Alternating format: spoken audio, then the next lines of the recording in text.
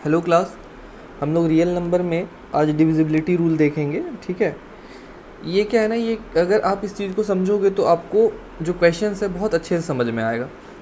जैसे डिविजिबिलिटी की बात अगर करते हैं तो डिविजिबिलिटी होता क्या है, अ non zero integer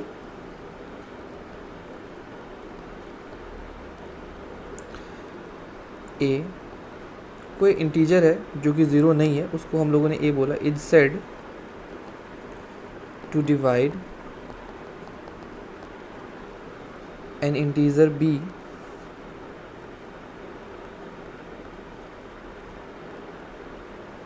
if there exists an integer c। देखो यहाँ पे हम लोग जो है ना इंटीजर की ही बात कर रहे हैं, है ना। इंटीजर ये बहुत इंपॉर्टेंट है। इस स्टेटमेंट में आपको ये याद रखना है कि a non zero integer a is said to divide an integer b। मतलब जो भी हमारा नंबर होगा जिसको हम लोग किसी दूसरे नंबर को डिवाइड करने में लगाएंगे, वो हमारा एक तो पहला क्या होना चाहिए, वो ज़ीरो नहीं होना चाहिए। दूसरा क्या होना चाहिए, वो इंटीजर होना चाहिए। ठीक है, और जिसको डिवाइड करेंगे वो भी इंटीजर होना चाहिए। और जो जिसका मतलब जैसे कि अगर मान के चलो मैं लिखता हूँ कि 5 डिवाइड्स 30। ठीक है, तो अगर मैं 30 को लिखूँगा तो कैसे लिखूँगा, 5 इंटू 6। तो ये जो है ना नॉन ज़ीरो इंटीजर, वो ये है 5। उसके बाद जो ये जो है b, जिसको हम लोगों ने b बोला, वो इंटीजर है 30। और जो इंटीजर c है ना वो 6 है। देखो तीनों के तीनों इंटीजर है।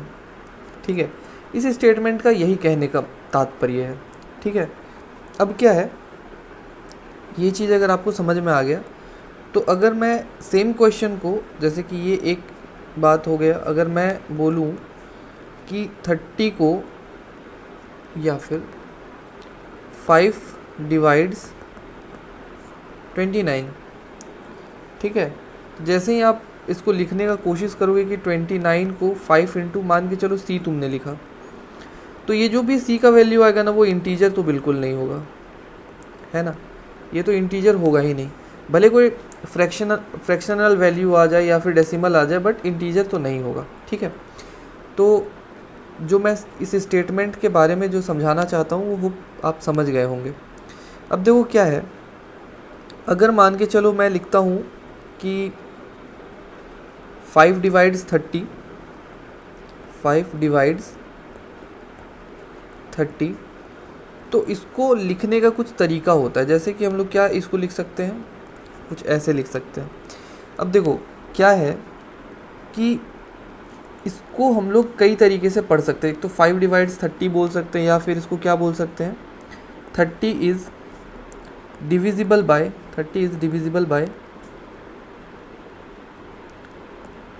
5, ये बोल सकते हैं। या फिर हम लोग ये भी बोल सकते हैं 5 इज़ द फैक्टर ऑफ 30, या क्या बोल सकते हैं, या इसको बोल सकते हैं 5 इज़ द मल्टीपल ऑफ 30। ठीक है, तो जो भी आपका मर्ज़ी आप बोल सकते हो, या तो ये बोलो या तो ये बोलो या तो ये बोलो या तो ये बोलो। ठीक है, और अगर मान के चलो इस एग्ज़ाम्पल को ले ले तो कुछ ऐसा, तो आप ऐसे कर देना बस, है ना, कि ये जो है डिवाइड नहीं कर रहा है, this is not divisible by 5, 29 is not divisible by 5। ठीक है, तो ये चीज़ें थी डिविजिबिलिटी के बारे में। जब हम लोग देखे हैं तो ये स्टेटमेंट है, उसका मतलब क्या है, ये चीज़ हम लोगों ने समझ लिया। ठीक है, उसके बाद हम लोगों ने इसको लिखने का तरीका भी देख लिया। अब आगे बढ़ते हैं। ठीक है, अब क्या है, कुछ एग्ज़ाम्पल देख लेते हैं। एग्ज़ाम्पल्स जैसे कि एक एग्ज़ाम्पल लिख लेते हैं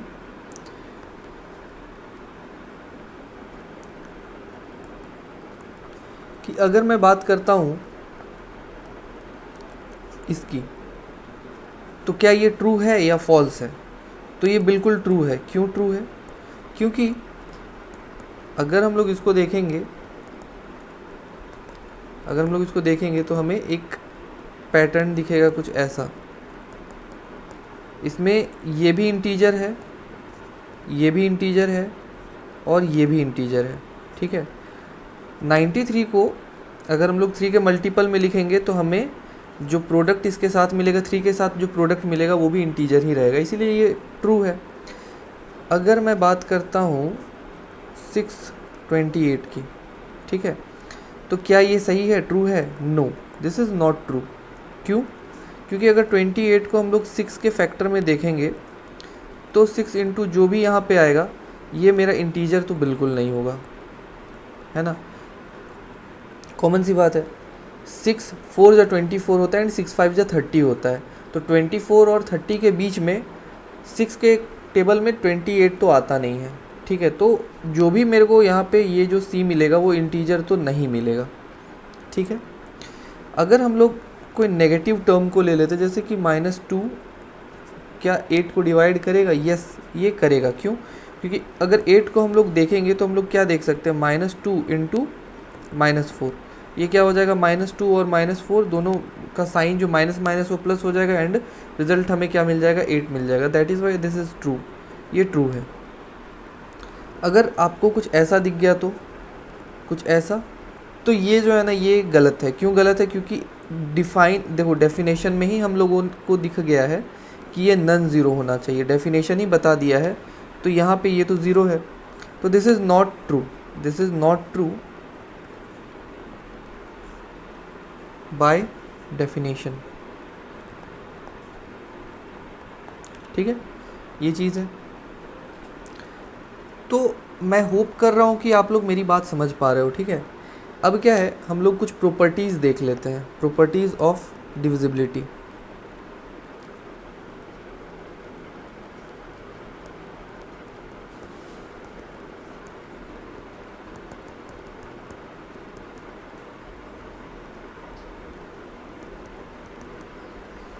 प्रॉपर्टीज़ ऑफ डिविजिबिलिटी, अगर हम लोग प्रॉपर्टीज़ की बात करते हैं तो जो पहला प्रॉपर्टी है वो क्या कहता है, +-1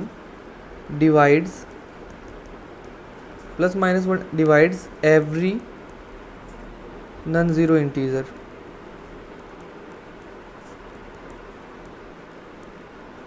+-1 divides every non zero integer, मतलब कि आपका अगर 1/7 लिखते हैं तो भी ये क्या हो जाएगा, 7 = 7 इंटू 1 इंटू 7 है ना, 1 इंटू 7, मतलब ये भी इंटीजर, ये भी इंटीजर, ये भी इंटीजर। अगर आप लिखते हो -1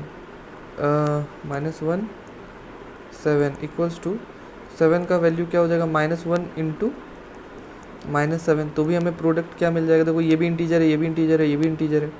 तो इस स्टेटमेंट का कहने का मतलब यही था कि प्लस माइनस डिवाइड जो है ना एवरी नॉन ज़ीरो इंटीजर, ये हर नॉन ज़ीरो इंटीजर को क्या करेगा, वो डिवाइड करता है, ठीक है। आगे बढ़ते हैं सेकंड प्रॉपर्टी। सेकंड प्रॉपर्टी क्या कह रहा है, 0 is divisible by every non zero, 0 is divisible by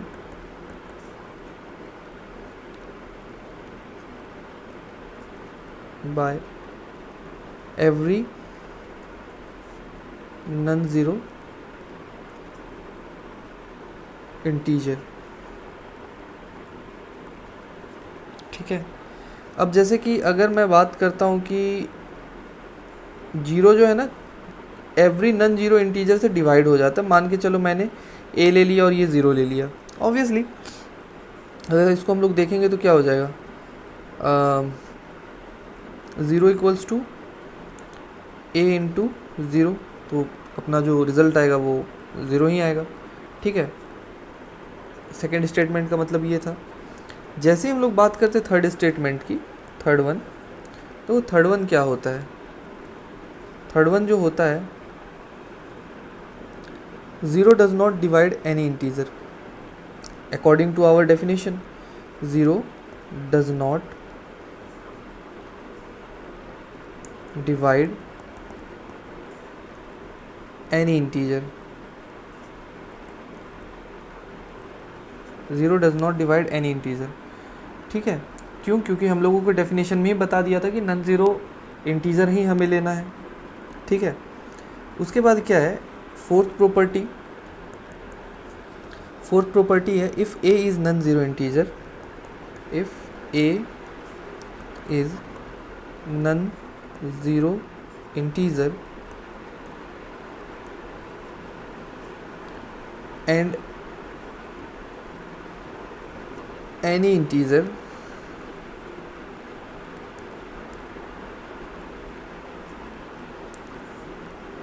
then and b is any integer, sorry, if a is non-zero integer and b is any integer then इस question के according ये जो होगा ना मेरा ए मेरा क्या है, नॉन ज़ीरो इंटीजर है, ये पॉजिटिव हो सकता है, नेगेटिव हो सकता है, और बी एनी इंटीजर है, पॉजिटिव हो सकता है, नेगेटिव हो सकता है। हम लोग इसको ऐसे भी लिख सकते हैं, है ना, अकॉर्डिंग टू दिस स्टेटमेंट ये भी लिख सकते हैं, या फिर इसको ऐसे भी लिख सकते हैं, है ना, या फिर हम लोग इसको ऐसे भी लिख सकते हैं, है ना। बस ज़ीरो नहीं होना चाहिए आपका, कौन सा ज़ीरो नहीं होना चाहिए, जो डिवाइड करेगा, ठीक है, बाकी आपका सब साइन लगेगा। चलो फिफ्थ प्रॉपर्टी पे आते हैं। फिफ्थ प्रॉपर्टी क्या कहता है? फिफ्थ प्रॉपर्टी कह रहा है if A and B are non zero integers then A divisible B and B divide A equals to plus minus A plus minus, sorry, ये स्टेटमेंट क्या कहेगा, A equals to plus minus B, ये है। अब देखो इसको आपको समझना है, इसको हम लोग प्रूफ करते कैसे। मान के चलो कि suppose a is multiple of b and b is multiple of a, ऐसा कंडीशन दिया हुआ है। तो हमें मालूम है कि a is multiple of b को हम लोग क्या लिख सकते हैं, b इक्वल्स टू सी ए, जिसमें कि c कोई इंटीजर होगा, है ना, कोई इंटीजर होगा अकॉर्डिंग टू डेफिनेशन। और अगर मैं b is factor of a, तो इसको हम लोग क्या लिख सकते हैं, इक्वल्स टू के बी, यहाँ के को मैंने इंटीजर कहा, ठीक है, इंटीजर कहा। अब देखो यहाँ पे सी और के को अलग अलग लेने का रीज़न है क्योंकि ये एक अलग है, ये एक अलग है, तो हमारा जो भी इंटीजर होगा वो अलग होगा, है ना। अब देखो बड़े ध्यान से समझो, हम लोग देख रहे हैं कि b इक्वल्स टू सी ए है। अगर मैं a की वैल्यू यहाँ डाल दूँ तो शायद कोई दिक्कत नहीं होगा, तो ये क्या हो जाएगा, सी के बी, ठीक है, सी के बी हो गया। अब यहाँ से मैं क्या करता हूँ ना, इस टर्म को लेफ़्ट साइड ले जाता हूँ, इसको मैं लेफ़्ट साइड ले आता हूँ, तो यहाँ पे क्या हो जाएगा, b माइनस सी के बी इक्वल्स टू ज़ीरो, है ना। अब यहाँ से हम लोग देखेंगे कि जो b है वो कॉमन आ गया, 1 माइनस सी के आपका ब्रैकेट के अंदर आ गया। तो यहाँ से एक और रिज़ल्ट अपने को क्या मिल गया कि b इक्वल्स टू ज़ीरो आ गया और 1 माइनस सी के इक्वल्स टू ज़ीरो आ गया।